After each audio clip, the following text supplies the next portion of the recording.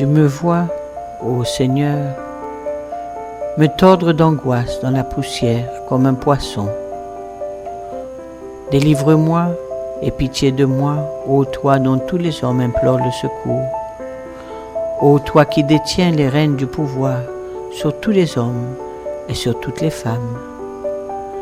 Chaque fois que je pense à mes graves péchés et à mes sévères offenses, le désespoir m'assaille de toutes parts. Et chaque fois que je m'arrête pour méditer sur l'océan de ta bonté, le ciel de ta grâce et l'astre du jour de ta tendre compassion, je respire le parfum de l'espoir, diffusé de droite et de gauche, du nord et du sud. Comme si chaque créature me communiquait la joyeuse nouvelle que les nuages des cieux de ta miséricorde vont déverser leur pluie sur moi.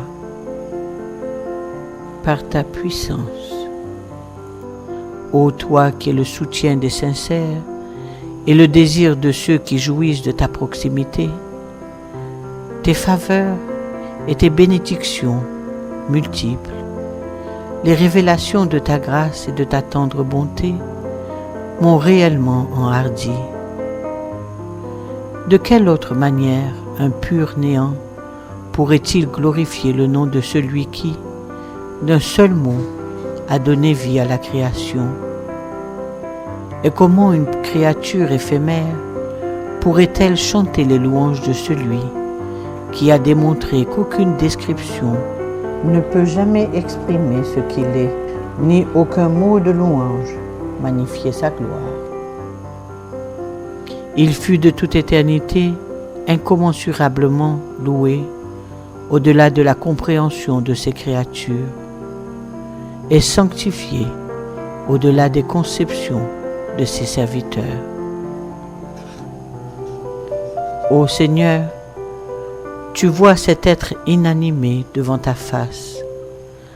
Par ta générosité et ta grâce bienfaisante, ne souffre pas qu'il soit privé du calice de la vie immortelle. Et tu vois cet être affligé debout devant ton trône, ne l'écarte pas de l'océan de ta guérison. Je te supplie de me permettre à chaque instant et en toutes circonstances de me souvenir de toi, de glorifier ton nom et de servir ta cause. Bien que je sois tout à fait conscient que tout ce qui provient d'un serviteur ne peut transcender les limites de son âme, ni convenir à ta souveraineté, ni être digne de la cour de ta gloire et de ta majesté. Ta puissance me l'atteste. Si ce n'était pour célébrer ta louange, ma bouche ne me serait d'aucune utilité. Et si ce n'était pour les besoins de ton service, ma vie ne me servirait à rien. Si ce n'était pour le plaisir de contempler les splendeurs de ton royaume de gloire, pourquoi chérirais-je la vue? Et si ce n'était pour le plaisir de prêter l'oreille à ta voix la plus douce, quelle serait l'utilité de l'ouïe? Hélas, hélas, je ne sais pas, ô mon Dieu, mon soutien, désir de mon cœur. Si tu as prévu pour moi ce qui consolera mes yeux, ravira ma poitrine et mon cœur, ou si ton irrévocable décret m'interdira de me présenter devant ton trône. Ô Roi de l'éternité et Seigneur souverain de toutes les nations, je jure par ta gloire et par ta majesté, par ton autorité et ton pouvoir, que les affres de mon éloignement de toi m'ont détruit. Qu'est-il advenu de la lumière de ta proximité, ô désir de chaque cœur doué de compréhension? L'agonie torturante de ma séparation d'avec toi m'a consumé. Où est la lumière éclatante de ta réunion, ô bien-aimé de ceux qui te sont complètement dévoués? Tu vois, ô mon Dieu, ce qui m'est advenu dans ton sentier, aux mains de ceux qui ont nié ta vérité, violé ton alliance, contesté tes signes, rejeté les grâces que tu leur accordais, refusé de croire aux versets que tu leur envoyais et rejeté le témoignage que tu leur apportais. Ô Seigneur, la langue de ma langue, le cœur de mon cœur, l'esprit de mon esprit, mon corps et mon âme témoignent de ton unité et de ton unicité, de ton pouvoir et de ton omnipotence, de ta grandeur et de ta souveraineté. Et il atteste de ta gloire, de ta sublimité et de ton autorité. J'affirme que tu es Dieu, et qu'il n'y a pas d'autre Dieu que toi. Tu fus de toute éternité un trésor caché à la vue et à l'esprit des hommes, et tu le demeureras à jamais. Les pouvoirs de la terre ne pourront jamais te résister, ni la puissance des nations t'alarmer. Tu es celui qui a ouvert la porte de la connaissance devant tes serviteurs, afin qu'ils puissent reconnaître celui qui est l'astre du jour de ta révélation, l'orient de tes signes, le firmament de ta manifestation et le soleil de ta divine beauté. Dans tes livres saints, dans tes écritures et tes manuscrits, tu as promis au peuple du monde d'apparaître toi-même et d'écarter de ton visage les voiles de ta gloire.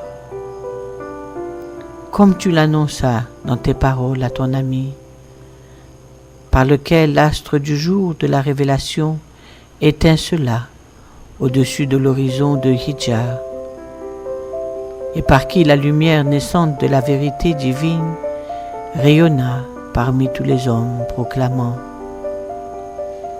le jour où les hommes seront debout devant le Seigneur des mondes.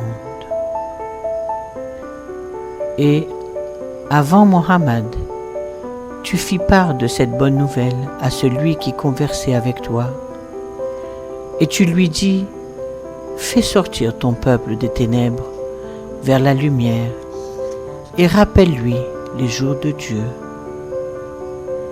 En outre, tu proclamas cette vérité à l'esprit, à tes prophètes, à tes messagers d'un passé éloigné ou plus récent.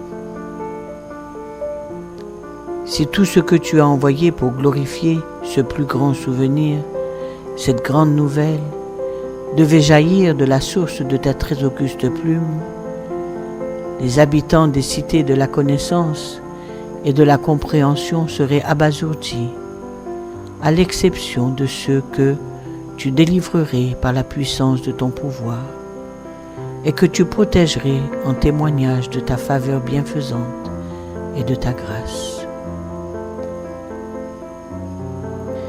J'atteste que tu as, en vérité, rempli ton engagement et rendu manifeste celui dont la venue est annoncée par tes prophètes, par tes élus et par ceux qui te servent.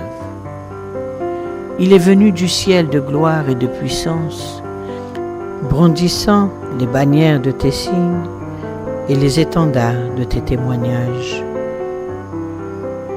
Par la puissance de ton pouvoir et de ta force invincible, il se leva devant tous les hommes et appela toute l'humanité vers le sommet de gloire transcendante et vers l'horizon le plus haut, de telle sorte que ni l'oppression des ecclésiastiques, ni les assauts des dirigeants ne purent le décourager. Il se leva avec une résolution inflexible et, déliant sa langue, il proclama d'une voix vibrante: celui qui est le très bienfaisant est venu. Chevauchant les nuages, avancez, ô peuple de la terre, avec un visage illuminé et un cœur radieux. Grande, en vérité, est la béatitude de celui qui atteint ta présence. Bois le vin de ta réunion, offert par la main de ta munificence. Respire le doux parfum de tes signes, délie sa langue pour célébrer ta louange, s'élève haut dans tes cieux, est transporté par la douceur de ta voix et admis dans le paradis suprême, et atteint au rang de la révélation et de la vision devant le trône de ta majesté.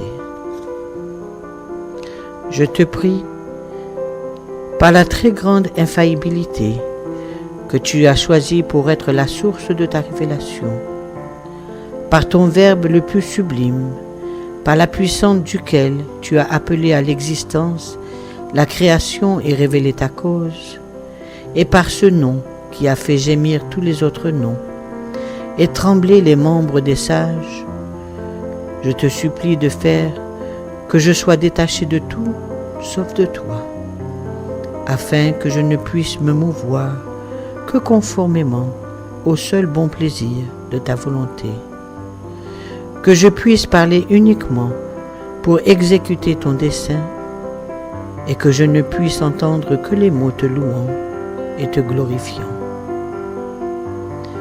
Je magnifie ton nom, mon Dieu, et je te rends grâce sur mon désir, car tu m'as permis de percevoir clairement ton droit chemin. Tu as dévoilé à mes yeux ta grande nouvelle, et tu m'as aidé à tourner mon visage vers l'aube de ta révélation et la source de ta cause.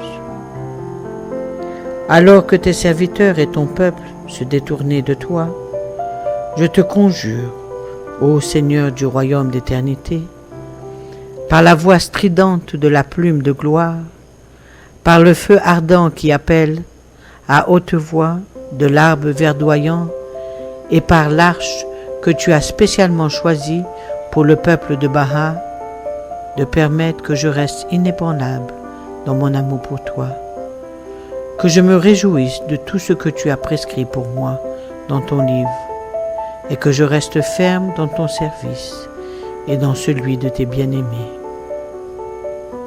Par ta grâce, aide donc tes serviteurs, ô mon Dieu, à faire ce qui servira à exalter ta cause, ce qui leur permettra d'observer tout ce que tu as révélé dans ton livre. En vérité, tu es le Seigneur de force, tu as le pouvoir d'ordonner tout ce que tu veux, et tu tiens entre tes mains les rênes de toutes les créatures. Il n'y a pas d'autre Dieu que toi, le Tout-Puissant, l'Omniscient, le Très Sage.